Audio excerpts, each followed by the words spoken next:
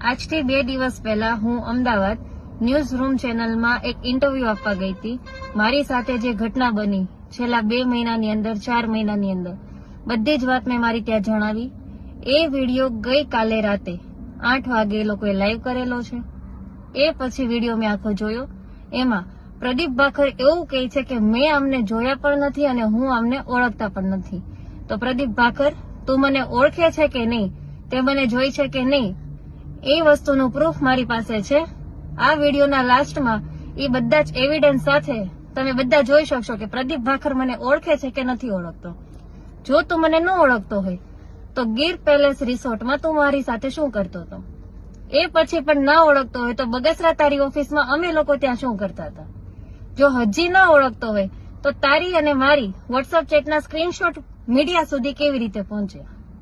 આ બધી વસ્તુમાં એકનો એક ખુલાસો કરવા માટે મારી પાસે બધા પ્રૂફ છે. બીજી વસ્તુ, તું એમ કે છો કે હું આને ઓળખતો નથી કે મારે આની સાથે કઈ છે નહીં, તો આપણે લાઈવ મેડિકલ ટેસ્ટ કરાવવા તૈયાર છીએ. હું મારા મેડિકલ ટેસ્ટ કરાવવા તૈયાર છું.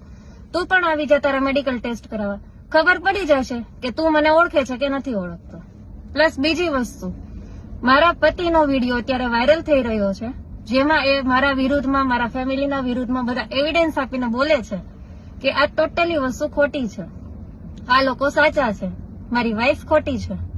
તો એ વિડીયો બાબતે બી મારી પાસે પ્રૂફ છે કે તમે લોકોએ કેવી રીતના એની પાસેથી પ્રેશર કરીને વિડીયો બનાવેલો છે.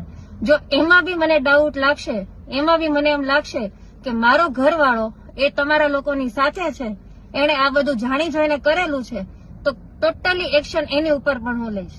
કાયદેસર પગલા જે થતા હશે એમાં મારા ઘરવાળાનું નામ પણ આવશે. આ બધી વસ્તુ બન્યા પછી કાલે રાતથી 12 વાગ્યાથી લઈને મારી ઉપર જેવી કાકડિયા તરફથી સમાધાનના ફોન પણ આવે છે, રાજકીય પક્ષો દ્વારા પણ મને ફોન આવે છે કે તમે સમાધાનમાં બેસી જાઓ અને આનંદ કાકડિયાનું નામ કાઢી નાખો. ભાખર સાથે તમારે જે કરવું હોય એ કરો, પણ નહીં, હું કોઈ સમાધાનમાં બેસવાની નથી.